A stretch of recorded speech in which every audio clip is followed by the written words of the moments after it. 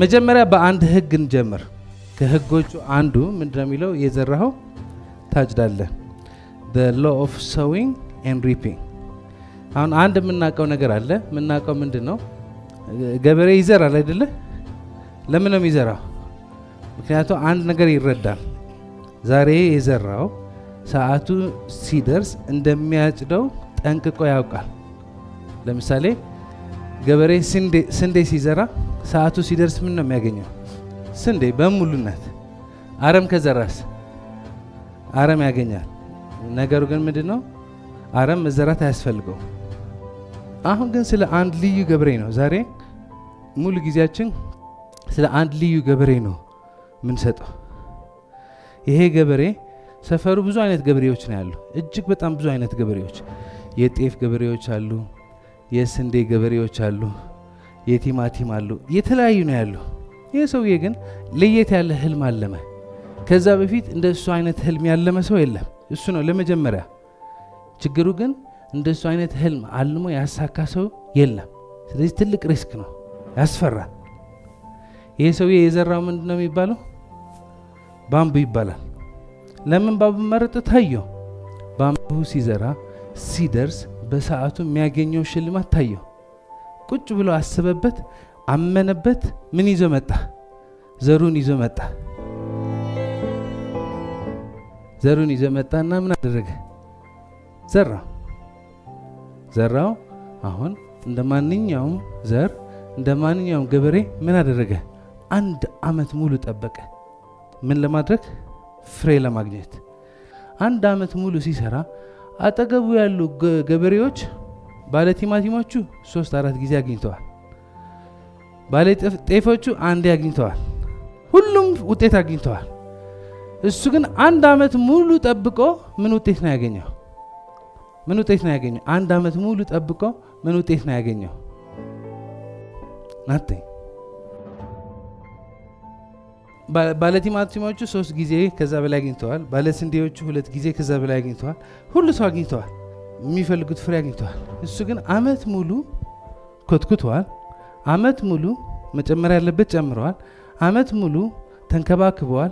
አመት ሙሉ እጁን አልሰጠም መሃል ላይ ብዙ እንቅፋቶች ነበሩ መሃል ላይ በአገር ደረጃ ብዙ እንቅፋቶች ነበሩ በግል ደረጃ ብዙ ፈተናዎች ነበሩ የሚያስለቅሱ ብዙ ነገሮች ነበሩ ሰዎች መጥተው አንተ ምንቀኛ ነህ እንዴት ነው ብቻህን ባምቡ ምዘራው እዚህ ሰፈርኮኛ ባምቡ አናቀም እኛ ምናቀው ስንዴ ነው እኛ ምናቀው ቲማቲም ነው እኛ ምናቀው ጤፍ ነው ብሎ መከራውን አሳይተውታል ማያክል ጊዜ አንድ አመት እና ጎረቤቶቹ መሳቅ ጀመሩ ነግረናልኩ አይሆንም እዚህ ሀገር አይሆንም የተለመደው የአባቶቻችን የቅድመ አያቶቻችን ካልሆነ አዲስ ሐሳብ አይሆንም መርገም ነው ያመጣው ብሎ ወቀሱት ብዙ ነገርም አወሩበት ግን ተስፋ አልቆረጡ እንደ ቤተሰብ ተስፋ አልቆረጠ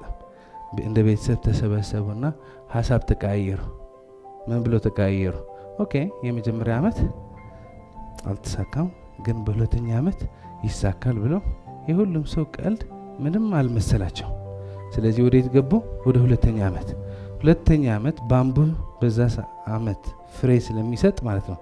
ከመጀመሪያው አመት የበለጠ ነው አብሮ ይሰሩ የበለጠ ነው ያጠሩ የበለጠ ነው የተንከባከቡ የበለጠ ነው የሚያስፈልገው ሁሉ ነገር ይሰጡ ከሁለት አመት በኋላ ግን ያገኙት ውጤት ምንድነው nothing አሁን ቤተሰቦቹ ተስፋ ቆረጡ እሱ ተስፋ አልቆረጠ ቤተሰቦቹ ግን ተስፋ ቆረጡ ምን ምክንያቱም ያላቸው ሁሉ ገንዘብ አውጥቶ ያላቸው ሁሉ ሪሶርስ ያላቸው ሁሉ ሀብት አውጥቶ ነው እዚህ ጋር ያፈሰሱት አሁን በሁለተኛ አመት ምንም ውጤት ሳይገኝ ሲቀር ቤተሰቦቹ ተስፋ ቆረጡ ስለዚህ አንዳንዴ ማለት ነው የመጀመሪያ ጊዜ ስትሞክሩ ሁሉ ሰው ሊያጨበጭብ ይችላል ላያጨበጭብም ይችላል የተወሰኑ ቢያጨበጭቡላችሁ አንድ አመት ስትፈተኑ ሁለተኛ አመት ስትፈተኑ ግን እነሱ ምን ሊያደርጉ ይችላሉ እነሱም ትንሽ መሸሸት ይጀምራሉ ስለዚህ ተስፋ ማይቆርጠው ገበሬ ግን ወዴት ሄደ ወደ ሶስተኛ አመት ሄደ ወደ 3ኛ ዓመት ሲሄድ ቤተሰቦቹ በቃ ከፈለክ ሄድ እንጂ እኛ አሁን እዚህ ጋር አንደክም አንተ ብቻህን ስራ እንጂ እኛ እዚህ ጋር ምንም ምን ቀላቅለው ነገር የለም ብለው እጃቸው ሰጥቷል ሰውየው ግን ተስፋ አይቆርጥም 3ኛ ዓመት ምን አደረገ ዝግጅቱ ጨርሶ በደንብ አድርጎ ጠንክሮ በደንብ አድርጎ ቀጠለው ማጠሪያ ያለበት አጠረ መኮትኮት ያለበት ምክንያቱም ባምቡ የገባው ነገር ካለ በ3 ዓመት ነው የሚበቅለው 1 ዓመት 2 ዓመት መስሎት ነበር እንጂ ባምቡ የሚበቅለው በስንት ጊዜ ነው በ3 ዓመት ቤተሰቦቹ ነው 3ኛ ዓመት ይሳካልናል በ3ኛ ዓመት በደንብ አድርገን እናሳካለን ቢላቸው አልሰማ ብለዋል እሱ ግን ይሄ ስለገባው 3ኛ ዓመት ከማንም ጊዜ በላይ ማለት ነው ጧት የተነሳ ማታ የመሽ መሆን ያለበት የሆነ ማደበሪያ ዋው ብላም አድርጎ ሰራና የዚህ ሁሉ ልፋቱ ታይቶለት ማለት ነው ከ3 ዓመት ስቃይ በኋላ መሬት ይሄ ሁሉ የሰጣት በሚገርም መንገድ የሚገርም መልስ ሰጠችለት የሚፈልገው ምን ይባላል አሁን ቤተሰቦቹ ጠቅለው ወጥተዋል አንተ ራስህ ባምቡ ነህ ያሉት ናቸው ጎረቤቶቹ ስቀው ጨርሰዋል እና ሁሉ ሰው በቃ እየቀለደበት ነው የሰፈሩ መቀለጃ ሆነ ባለ ትልቅ ህልም ባለ ባምቡ ስለዚህ እዚህ ጋም እናንተም አካባቢያችሁ ያለ ሰው ሰላም ጠብቆ የተለመደች ስራ የሚሰራ ከሆነ እናንተ ደግሞ ትልቅ ህልም አለኝ ብላችሁ ለየት ያለ ሐሳብ ካመጣችሁ ማለት ነው አታቀውም እሱ እኮ ነው ችግሩ እኮ አታቀውም ምንም ነገር እኮ ከባድ አይደለም አለማወቅ ነው you don't know ምን ያክል ጊዜ እንደሚፈጅ አንተ ብቻ ግምታለህ ማለት እንትን ጻፈው አልኳችሁ አይደል ህልማችሁ የሚሳካበት ቀን ጻፈው አልኳችሁ አይደል ይሄ ግምት ነው ስንዴኮ ያቃሉ በልምድ አይተውታል ከአባታቸው ከአያታቸው ከቅድመ አያታቸው ባምቡ ግን አላዩት ማታቀው ነገር ነው የሚያስፈራ ምታቀውማ ምን ያስፈራ ምታቀው ነገር ሁሉ ሰው አድርጎታል ስለዚህ አባተ ተከተለ ማድረግ ነው ግን የብቻህን የግልህን አንድ ህልም ስታስቀምጥ ያንቀጠቅጣል ምክንያቱም እንዴት እንደሚሆን አታቀም ስለዚህ ሰውየው አሁን በጣም ይፈራል ምክንያቱም ይሄ ሁሉ መስዋዕትነት ተከፍሎ አሁን እንዳይነቅለው ስንት ተከፍሎበታል እንዳይመለስ ስንት ሰው ስቋል ግን በቃ 3ኛ ዓመት አልተሳካም በጣም ያዝናል ግን ምን ይላል 4ኛ ዓመት እጅን አልሰጠም ምክንያቱም ባምቡ በ4ኛ ዓመት እንደሚሳካ ጠንቅቄ አውቃለሁ 4ኛ ዓመት ስለዚህ ይሄዳል ማለት ነው ቤተሰቦቹ ሄደዋል ጎረቤቱ ሁሉ እንደቀለደ ነው ገንዘቡ ጨርሰዋል ሀብትም የለውም ሪሶርስም የለውም ተረርበረ በደንብ አድርጎ መጥተዋል ይሲ ፍሬው ልታገኝ ሲባል ማለት ነው ውጤቱ ላይ ስትደርስ በዛ ሰዓት የሚመጣው ፈተናም እንትን የሚባል አለ አይደል ሊነጋ ሲል 4ኛ ዓመት የመጨረሻ ዓመት ስለሆነ ማለት ነው በ4ኛ ዓመት መጨረሻ ውጤት ስለሚገኝ ማለት ነው ውጤት ከመገኘቱ በፊት ይሄ ሰውዬ ታማኝ ነው አይደለም መፈተን አለበት ስለዚህ 4ኛ ዓመት ገንዘብ የለውም ግንም ደምም ብሎ የሚያስፈልገው አጥር የሚያስፈልገው ማዳበሪያ የሚያስፈልገው እንክብካቤ ብቻው ማንንም ሳይረዳው ይሄዳል ይሰራል የዘራው ታጭዳለህ ስለዚህ በደንብ አድርጎ ስለዘራ በደንብ አድርጎ ደግሞ ስለተከባከበ በ4ኛው ዓመት መጨረሻ ማለት ነው አንድ ጎል መጀመሪያ ለሱ ገበሬው 4 ዓመት መሆን ያለበት በመሆን መስራት ያለበት በመስራት ተስፋ የሚያስቆርጥ ሁኔታ መጥቶ ተስፋ ባለመቁረጥ በመስራቱ በ4ኛው ዓመት ተመስገን ምንም ውጤት አያገኝ አሁን ገበሬው ለመጀመሪያ ጊዜ ተስፋ ይቆርጣል ምክንያቱም አንደኛ ዓመት ከቤተሰቡ ጋር አልፎታል ሁለተኛ was okay ሶስተኛ ያለው ሁሉ ጨርሰዋል አሁን ሁሉ ኤነርጂ ጨርሰዋል ስንተኛ ዓመት ነው የደረሰው በቃ አሁን ጨርሰዋል ከዚህ በኋላ ምንም ኤነርጂ የለው 4ኛ ዓመት ሲፈተን ምን ይሆናል ተስፋ ይቆርጣል እጅንም ይሰጣል መኖርም ያስጠላዋል ቁጭም ይላል ከዚህ ምን ማረም እንደው አሁን ትልቅ ህልም አለማል ህልም ሲሰማው ላንተ ብቻ ሳይሆን ለቤተሰብህ ለቤተሰብ ሳይሆን ለወገኖች ብቻ ሳይሆን ለሀገር የሚተርፍ ነው። አሁን እዛ የህልም ካርድ መች እንደሚጻፍ ቀን ጽፈሃል ግን አታውቅም። ግን አንተ የጻፍከው ቀን ግምትህ ነው። የሆነች ብናኝ አቧራ በአእምሮ ያለች ሐሳብ ናት። አንተ የምታስበውና ከዚህ ወደ ማርካቶ እንዴት ነው የምትሄድ ብዬ ብነግርህ ወደ ቀኝ ወደ ግራ ልትለኝ ይችላል። ግን ማፕ ላይ ብናስቀምጠው ዝም ብሎ ኮምፕሊት የሌለ ሊሆን ይችላል። አሰብከው ማለት እውነት ነው ማለት አይደለም። ኤኒዌይ ሰውዬው 4 ዓመት ሰርቶ ምንም አላገኘም። ልቡ ስብርብር ብሏል። ስለዚህ አሁን አንተም ትልቅ ህልም ይዘህ አንቺም ትልቅ ህልም ይዘሽ ጉዞ ልትጀምር ነው እና የምታስበው አለ። በአንደኛ ዓመት እንደዚህ ይሆናል፣ በአንደኛ ዓመት እንደዚህ ባይሳካካ በሁለተኛ ዓመት እንደዚህ እና ባካፕ አለ። በሶስተኛ ዓመት በቃ ከሄደ በሶስተኛ ዓመት አጎቴ ይመጣል ምናምን፣ በአራተኛ ዓመት ደግሞ መንግስት ሁሉ ነገር አስተካክሎ እንደዚህ የገመትከው ነገር አለ።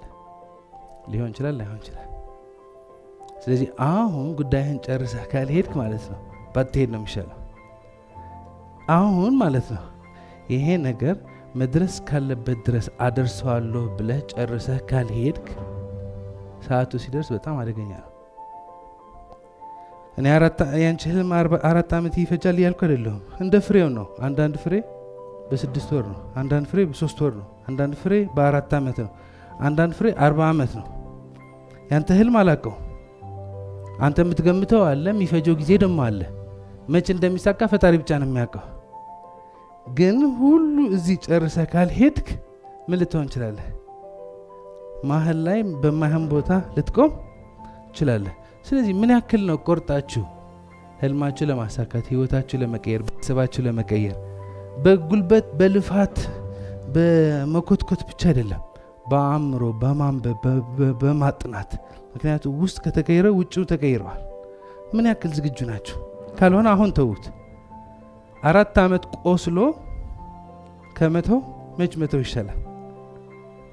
ስለዚህ 4 ዓመት ከፈጀ 4 ዓመት ለሚፈጅ ህልም መከፈል ያለበት መስዋዕትነት ለመክፈል ዝግጁ ነህ ወይስ ጫፍ ነው ያለው? ገበሬው 4ኛ ዓመት ሲደርስ ማለት ነው ምን ይሆናል እንዴ? ቢቀርስ የሚበላጣው እንዴ?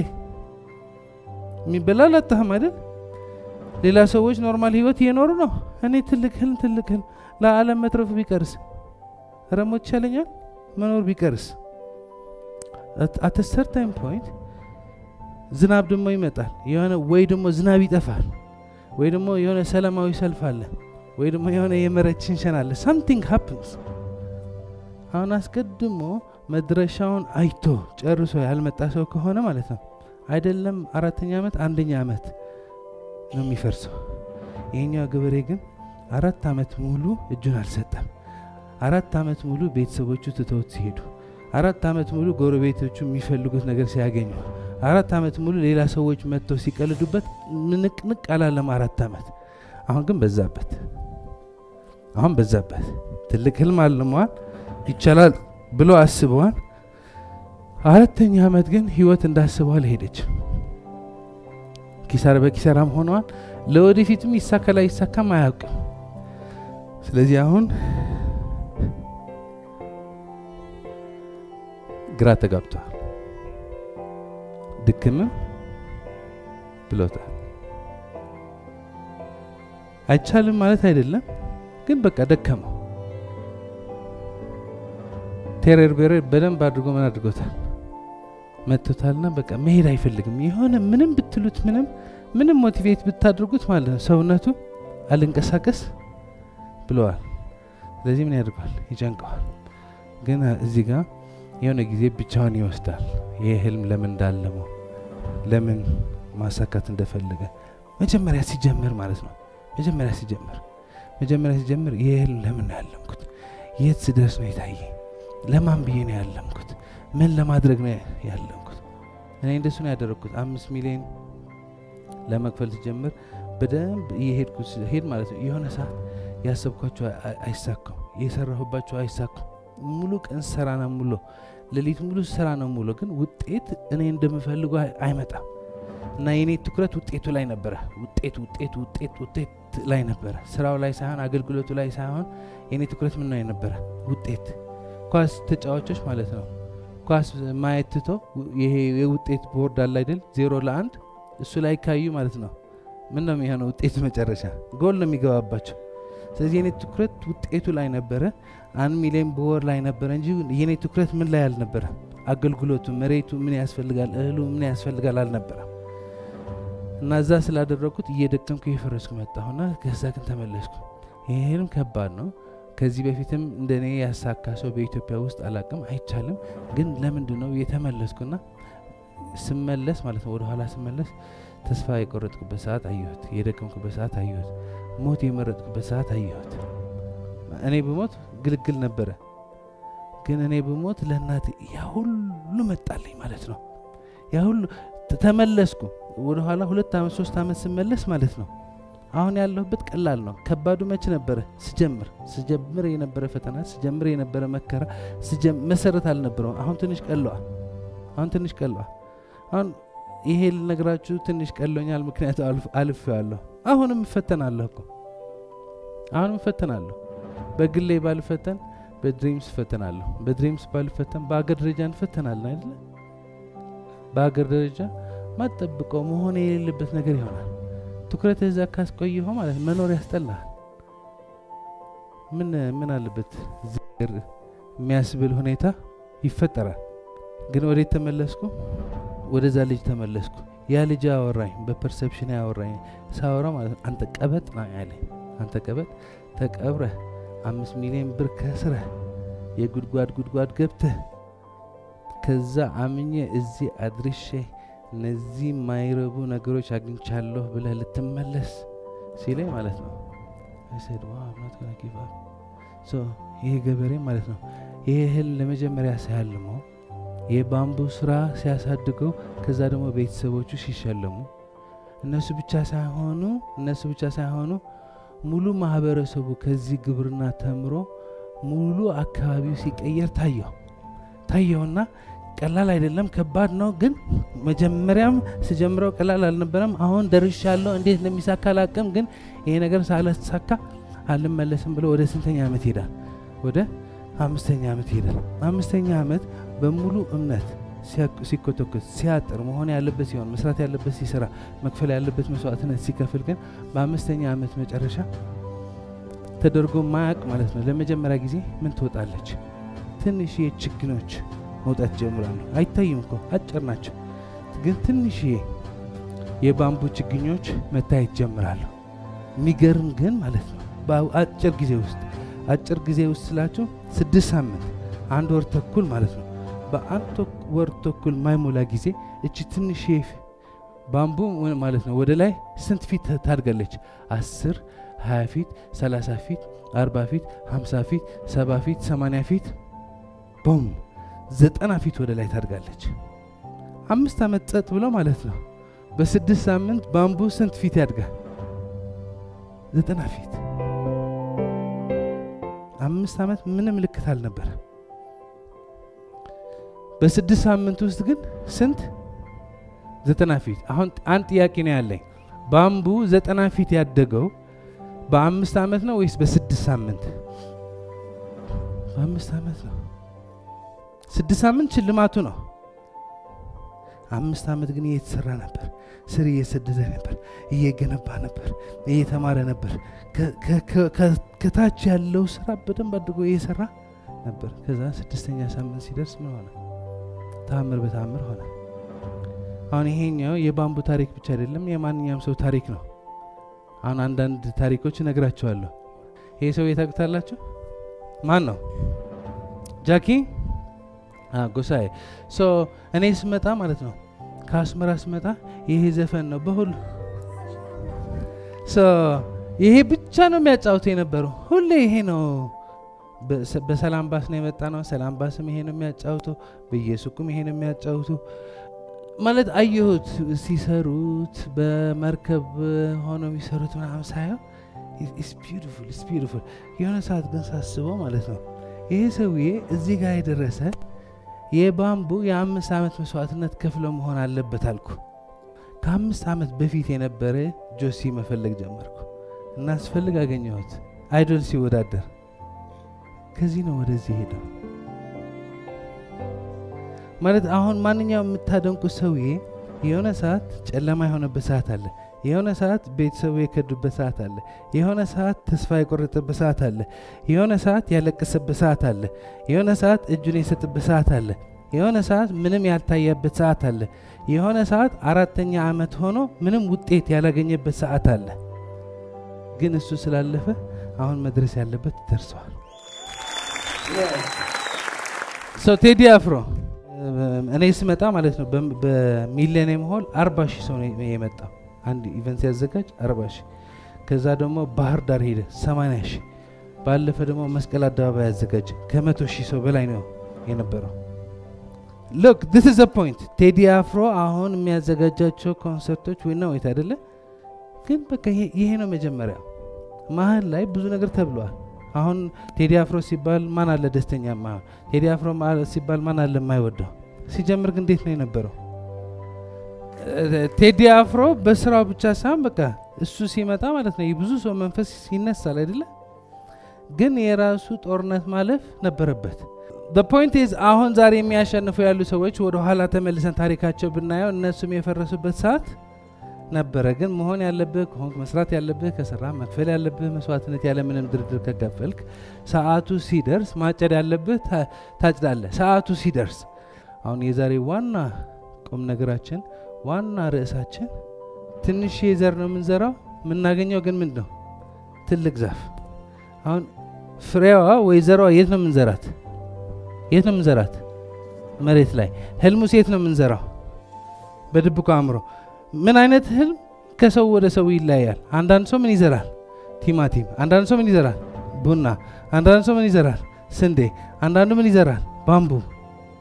ስለዚህ እዚህ ጋር ማለት ነው ሚታይ ትጽፋለህ ቺናት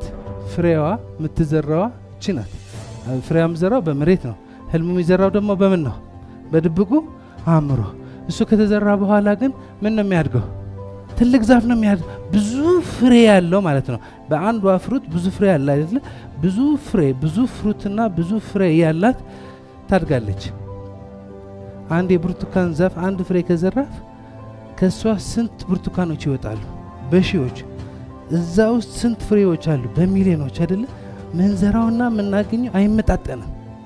ለፈጣሪ ሙሉ ከሰጠን ማለት ነው ለህይወት ሙሉ ከሰጠን ለመሬት ሙሉ ከሰጠን መናገኘው የሙሉነት ነው እኔ ሳስበው እችካርም ስጽፋት ጭንቀት ውስጥ ነበርኩ ችግር ውስጥ ነበርኩ ጻፍኳት አመንኳት ያገኘሁት በረከት ሁሌ ነው የሚገርመኝ ከቀን ወደ ቀን ማየው በረከት ማገኘው በረከት ምሰማው ነገር ስሰማ ግን በቃ ምን እኛ ምን ሰጠው ለናኛ አቦራ ምናገኘው ደግሞ ሙሉ በረከት ነው ስለዚህ ዘርታችሁ ለማጨድ ዝግጁ ናችሁ